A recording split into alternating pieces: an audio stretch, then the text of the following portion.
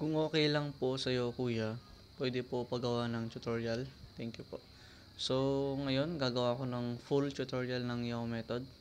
Yan. So, kung paano mag-solve ng 4x4 gamit yung Yao. So, first is gagawa tayo ng white dito, yellow sa top, then 3 cross. Yan.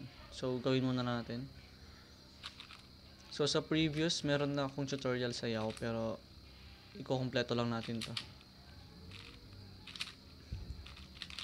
Yan. So, sayaw, mauna muna tong white, tas yellow, then tatlong cross dito.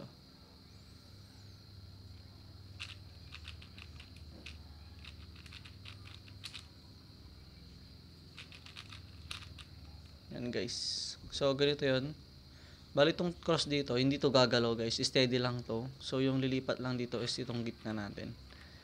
Yan. Tas ito okay lang tong umikot-ikot kasi wala naman siyang cross dito. Yan. So, steady lang to. So, solve natin yung mga centers.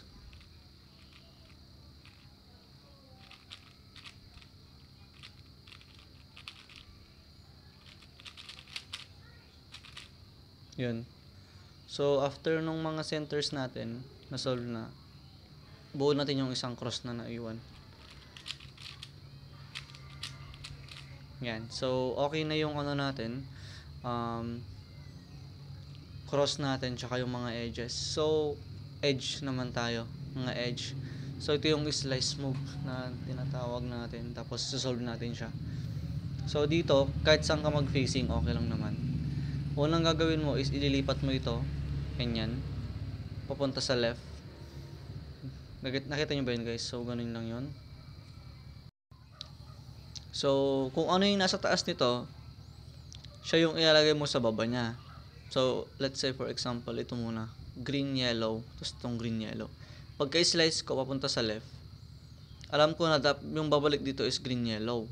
So, ang ilalagay ko sa baba niya is ganun din na kulay. Itong dalawang kulay din to. So, ito yun nasa taas natin.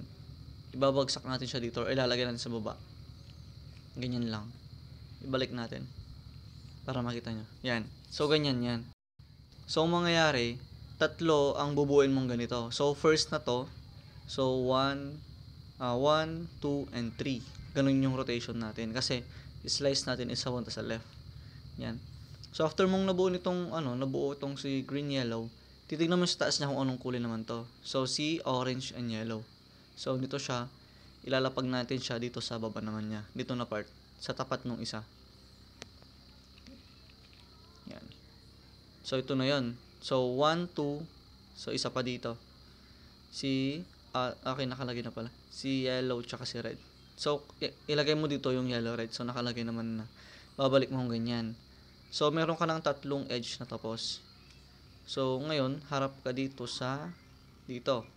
Sa isang edge na hindi pa tapos. Ngayon, pag solve naman dito, is uunahin mo ulit yung sa taas nito, kung ano yung nasa taas niya. Ngayon, ang paglalagyan mo naman is dito, sa kabila naman. So, orange, blue, to orange, blue. Ibabagsak natin dito siya. Ilalagay natin ito dito, ibababa natin. So, yan. Pagkababa natin na ganyan, itatapat natin ito. Pansinin nyo guys tatapat natin. So, naitapat na natin ngayon. Lumayo yung yellow, blue. So, balik natin para magets nyo. So, bali itong dalawang pair na to is hindi sila mabubuo muna. Ito muna yung unang bubuin natin. Si orange, blue, orange, blue. Dito tayo maglalagay ng blue tsaka yellow. So, i-slice natin ito dito. Ilalagay natin dito sa baba niya si blue, yellow. So, hanapin si blue, yellow. Ito. Yan. So, iaangat natin to. Si orange tsaka si blue. Ganon. So, yun, nailipat natin, naitaas natin yun. Babalik natin na rin yung slice natin. So, yun. Nabuo ulit natin yun. Nandito na pair. So, next ulit is yung nasa taas na naman nito. Which is si red tsaka si green. So, red, green. Ibababa natin ulit dito na bandang ibaba. Para magtapat sila ulit. Yan. So, ilalagay natin to ulit dito. Same sa nauna. Kung ano yung nandito sa taas ni ah, red tsaka green. Ito si orange green. So i-slice natin. Yun, lumayo yun. Hanapin mo yung pair nun, dito yun. Ilalagay lang natin siyang ganyan. Ulit. Tapos ibabalik natin. So na-solve mo na yung edges, tapos magti 3x3 ka na pattern. So yun guys. So paano naman kapag dalawa na lang natitira? I mean ito kasi okay na to guys. Paano pag to na lang dalawa? Itong dalawang to. Mapapansin nyo, magkatapat tong kakulay niya. I-flip mo lang yung isa dito. So let's say for example ito. Dapat gagawin nyo, pagtapatin nyo muna tong kulay na to. Kunwari ito, si green, red, green, red. Tapos si blue, blue, red, blue, red. Wala ka nang i-slice na iba eh. Silang dalawa lang natitira. So ang pattern naman nito guys, ganito, i-slice mong ganito, i-flip mo lang ito guys. So pagpalitin mo yung dalawang to. Yan.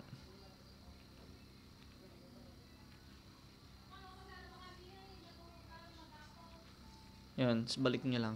Yan guys, so ganun lang siya guys. So dapat i-notice nyo guys, pansinin nyo kung hindi pa kayo gamay sa mga edge pairing. Kung same na silang dalawa na magkakulay, tapos pag i-slice mo to, buo na siya, tapos ito nandun malayo na sa isa. Ibig sabihin, dalawa na lang silang natitira. So i-flip mo ulit yung isa para magkatapat silang dalawa. Ganyan. Tapos gawin mo ulit yon, i-slice mo tapos i-flip mo lang ulit. Yan, tapos ibalik mo lang yan, na-solve na guys. Tapos 3x3 method ka na guys. So mag 3x3 method tayo guys. Titignan naman natin kung meron ditong parity na tinatawag.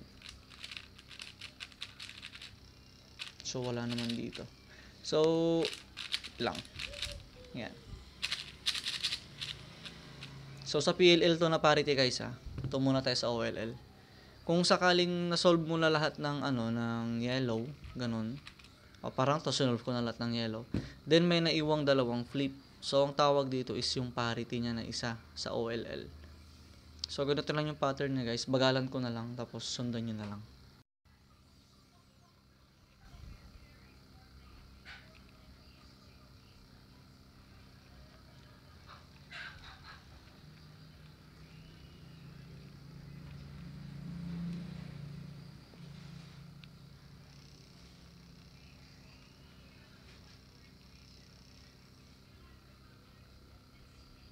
So yun guys. So after nung parity na yon sa OLL, solve mo na ulit yung yellow niya.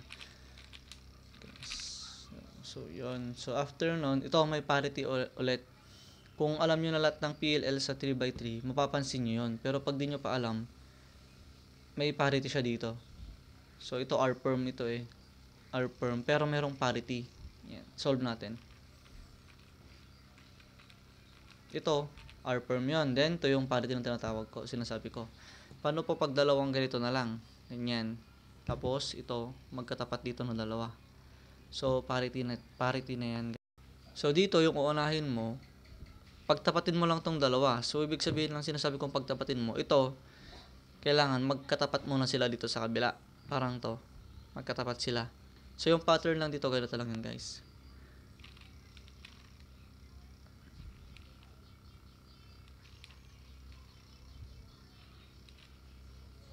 Bagalan ko na lang guys para mapansin nyo. Yun. So solve ko na siya guys. Yun yung parity niya pattern. So ito naman ganun din. Dapat magkatapat tong dalawang to. Pagtapatin natin. Sige para makita nyo. Ito yung ginagawa ko. Yan. Tapos set up move yun. Yan. Magkatapat na yung dalawang pagpapalitin natin. Gawin ulit natin yung parity.